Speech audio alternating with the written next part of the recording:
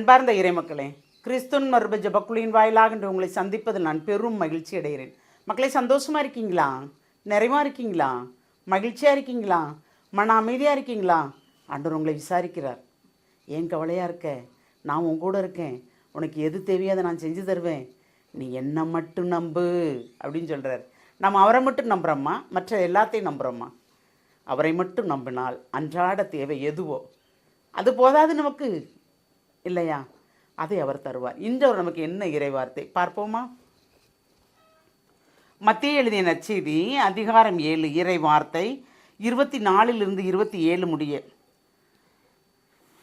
நான் சொல்லும் இறைவார்த்தைகளை கேட்டு அவற்றின்படி செயல்பட எவரும் பாறை மீது தம் வீட்டை கட்டிய அறிவாளிக்கு ஒப்பாவர். மழை பெய்தது, ஆறு பெருக்கெடுத்து ஓடியது, பெருங்காற்று வீசியது, அவ்வீட்டின் மேல் மோதியும் அது விழவில்லை.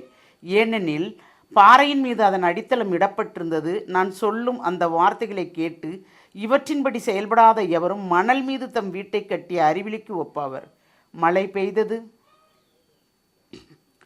ஆறு பெருக்கெடுத்து ஓடியது, பெருங்காற்று வீசியது, அவை வீட்டை தாக்க அது விழுந்தது. இவ்வாறு பேரழிவு நேர்ந்தது.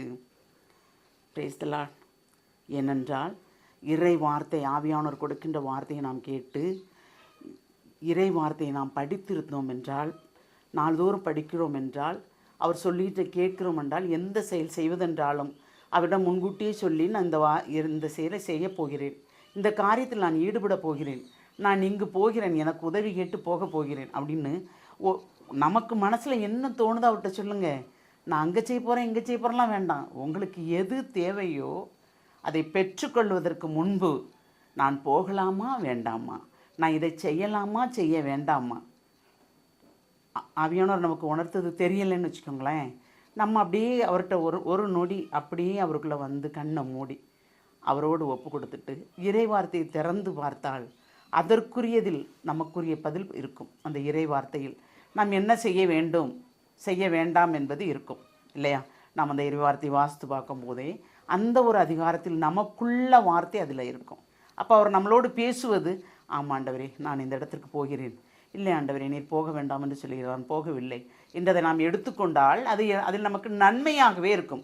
அதனால் தான் அவர் சொல்லை கேட்டு அவர் எப்படி வார்த்தைகளை கேட்டு இவற்றின்படி செயல்படுற எவரும் பாறை மீது தம் வீட்டை கட்டிய அறிவாளிக்கு ஒப்பாவர்.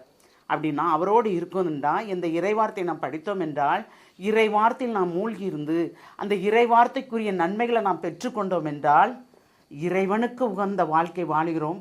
பாறையில் கட்டின வீடு போல் நாம் ஸ்ட்ராங்காக இறைவனுக்குள்ளே இருக்கோம்.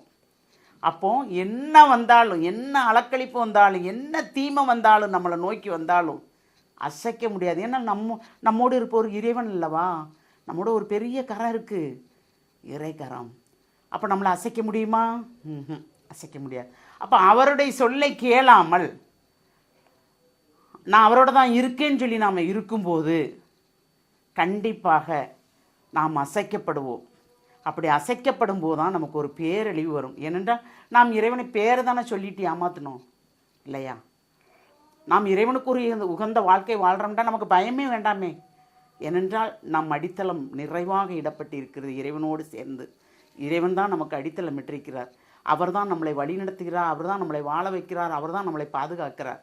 அவர் சொல்லிக்கொண்டு நாம் வேறு காரியங்கள், நமக்கு உகந்த காரியங்களை நாம் செய்தோம் என்றால் அறிவிலிக்கு ஒப்பாவோம் நாம். ஏனென்றால் அழிவு நமக்கு நிறைய வரும். அந்த நேரத்தில் நம்ம ஆண்டவரின் கூப்பிட்டு அவர் பதில் தருவாரா? தரமாட்டார். ஏனென்றால் நாம் அவரோடு இணைந்து நடந்தால்தான் நம் அடித்தளம் ஸ்ட்ராங்காக இருக்கும். ஏனென்றால் நம் அடித்தளம் இறைவனோடு சேர்ந்துருக்குது அல்லவா? அவரில் நம்மளை கண்காணிச்சிட்டு இருக்கிறாரு, நம்ம என்ன செய்யணும் என்ன செய்ய வேண்டாங்கிறத.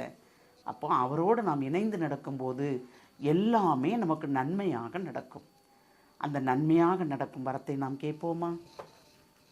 தாயும் தந்தையுமான இறைவா, எப்பொழுதும் நாங்கள் உம்மை சார்ந்தே இருக்கும்படி நீர் எங்களை ஆசீர்வதிக்க வேண்டும். ஆமாண்டவரே, எதை செய்தாலும் நீர் எங்களோடு இருந்து எங்களை வழிநடத்துகிறீர், எங்களை தூண்டுகிறீர், எங்களை செயல்படுத்துகிறீர் என்பதை நாங்கள் நம்பி பிறருக்கும் அந்த நம்பிக்கை கொடுத்து எங்கள் சொல் செயல் நடத்தை அனைத்தும் நாங்கள் உம்மோடு இணைந்து இருக்கிறோம் என்பதை பிறர் கண்டுகொள்ளும்படி நாங்கள் இருக்க போகிற அந்த கிருபைக்கு எங்களுக்கு வரம் தர வேண்டும். ஆமாண்டவரே, எப்படி இருந்தாலும் நாங்கள் உண்மை சார்ந்தான் இருப்போம் ஆண்டவரே. உம்மை மட்டும்தான் நாங்கள் பின்பற்றுவோம் என்று அந்த உறுதியான மனப்பான்மையோடு நம்பிக்கையோடு நாங்கள் இருக்கும்போது எல்லாமே எங்களுக்கு நன்மையாக நடக்கும் என்று நாங்கள் விசுவாசிக்கிறோம், நம்புகிறோம். அந்த விசுவாசத்தை இன்னும் நீர் பெரிதாக்க போகிற கிருபைக்கு நன்றி கூறி எங்களை முழுமையாக உம்முடைய இரக்கத்துக்குள் ஒப்புக் கொடுக்கிறோம். ஜெபம் கேட்கும் நல்ல பிதாவே. ஆமேன், ஆமேன், ஆமேன்.